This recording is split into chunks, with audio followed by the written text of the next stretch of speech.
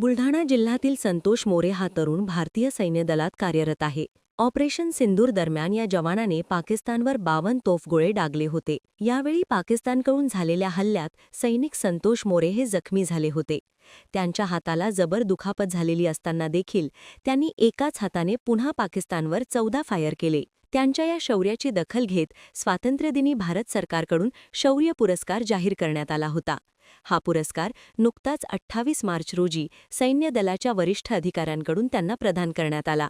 याच जवानाचा आज बुलढाणा जिल्हाधिकारी डॉक्टर किरण पाटील यांनी सत्कार केला. माझं नाव हवालदार संतोष भगवान मोरे.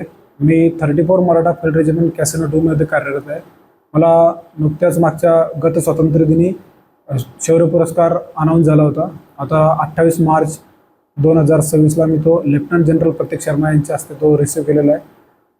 मी ऑपरेशन सिंदूरमध्ये 7 ते 10 मे दरम्यान झालेल्या पाकिस्तानवर हल्ले करताना मी 52 तोफगोळे फायर केले होते.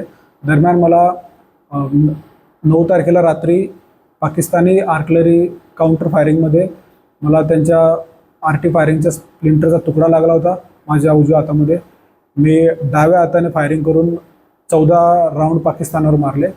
याची दखल घेत मला भारत सरकार व रक्षा मंत्रालयाने शौर्य पुरस्कार अनाऊन्स केला होता आणि आता मी तो रिसीव्ह केलेला आहे.